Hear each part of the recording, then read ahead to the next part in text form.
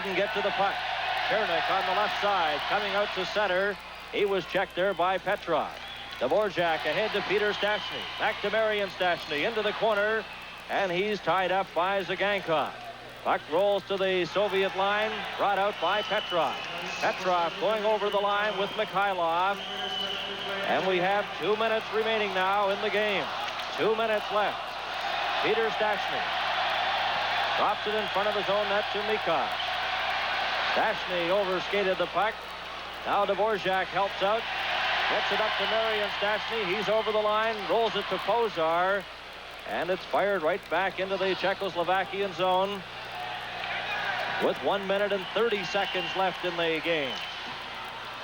And the puck rolls back in behind the Soviet goal. Mikhailov goes in after it. Halinka pins him against the boards, and we get a whistle. Why would Halicek stop that puck? It was going down. It was going to be an icing call. It would have been brought all the way back. They could have made the change before. Came out, the official had signaled the icing all the way back. But here we have the signal coming from the Czechoslovakian bench. They're giving the word to Halicek about whether they want to bring him out and at what time. There's the coach over talking to him. Well, Karl Gut and Dr. Starchy, the coaches of Czechoslovakia. And the Soviets leading by a score of 3-1.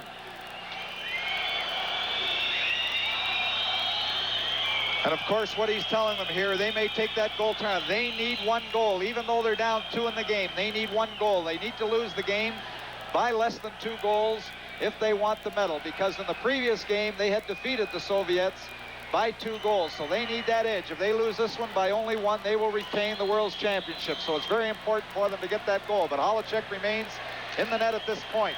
And we have 1 minute and 22 seconds left. 3-1 for the Soviet Union. Halinka, as he's done so often in this game, is out there for the key faceoff. Martinez goes over to the bench to get a new stick. Halicek still in the Czechoslovakian net with instructions from the bench to come out when they get the advantage of that puck. Here's the play. Golikov coming on the left wing side. He's pinned against the boards by Dvorak. Puck rolls into the corner. Lebedev is bumped. Golikov goes after it. Took a weak shot. Dvorak slaps it, but not out. Kept in there by Golikov. It rolls towards the net. And here's Halinka. 1 minute. 1 minute left in the game. 3-1 for the Soviet Union. Intercepted by Golikov. Coming in with Lebedev. And the puck rolls right to Halicek. He lost control of it, but the rebound was taken by Golikov and deflected wide. And that was a dangerous play as Halicek misjudged the puck as he tried to hit it away. Well, not only was it a dangerous play, but I wonder if the coaching staff were second-guessing themselves a little bit that they didn't take the goaltender out with 1 minute and 28 left, because now they've got less than a minute to play. The face-off just at the blue line, they may not be able to get him out at this point. But here we see Halicek. Whoops, the stick goes over the top, doesn't get all the wood on it, and Golikov almost had a layup. 44 seconds left. And the Soviets lead 3-1. Face off directly in front of Halicek, outside the Czechoslovakian blue line. Marian Stastny, Peter Stastny, and Chernik out there for Czechoslovakia. The Soviets shoot it right in. And back after it is Dvorak. Dvorak ahead to Peter Stastny. Stastny coming up to center. Shoots it into the Soviet zone. And back into the corner after it goes Chernik. He couldn't get it. Slapped into the corner. Chernik trying to come up with it. Here's Marian Stastny. Back to Chernik. And he couldn't get a shot away. And we have 20 seconds left. 20 seconds left in the game as the puck is cleared down the ice into the Czechoslovakian zone. And there they come again. Marian Stastny. 10 seconds left. And it stopped at the Soviet line there by Mikhailov. Pass to Petrov. 5 seconds. Halicek gets to it. And the horn goes. And look at that Soviet bench. They win by 2 goals. And they win the gold medal. And they're throwing their sticks up over the glass to the Soviet supporters. Well, what a disappointment this is to the Czechoslovakian national team. They won the last 2 World Championships. And, you know, sometimes when you have too much going for you, they had the tournament at home. They're coming off 2 World Championships in a row. They had a lot of things going. Going into this game, they had the goal spread, a 2-goal lead. They just had to win this hockey game, but they lose the game. They lose it by 2 goals. And in the spread, the Soviet national team are the gold medalists.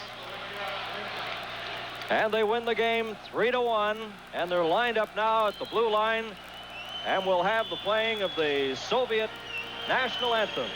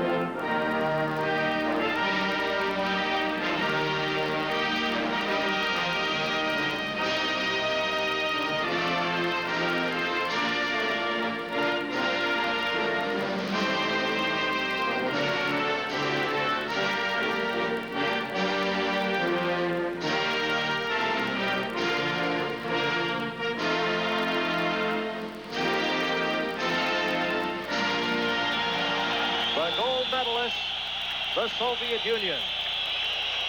This is the World Hockey Championship on CTV.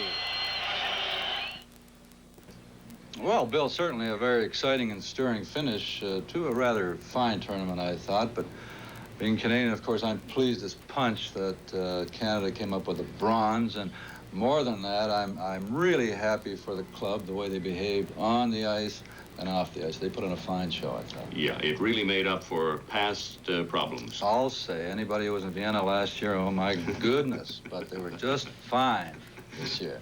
Jimmy, you're in Vienna also. What did you think? Yes, they did us proud here. I thought that Coach Howell had an extremely well-disciplined team, and I was proud of them, and I'm sure every Canadian was proud of them. As far as these 2 teams are concerned that we're just watching, they were the 2 best teams in that tournament. I don't think there's any doubt of that. And much as I dislike seeing the Czechoslovakians lose the championship on their home ice, I really felt for some time that the Soviets might be a little bit the better team. I thought the first game they lost, the Soviets, they got an atrocious job of refereeing from Raimo Saponen of Finland, and I think that cost them dearly. Well, it means that the big series that's coming up in the National Hockey League, that's the one with the All-Stars versus Russia versus NHL, is going to be a big one, right? Well, it was a pretty happy choice to have the Soviet All-Stars come over. I mean, if Czechoslovakia had won the World Championship, it might have taken away. But that should be quite a series. All right. Thank you very much, Red Fisher, and thank you very much, Jim Coleman. There you see the standings. Canada wins the bronze with a 3-2 victory over Sweden, and it was Russia with a 3-1 victory over Czechoslovakia, so Russia takes the gold medal. And this is the World Hockey Championship on CTV. Oldsmobile.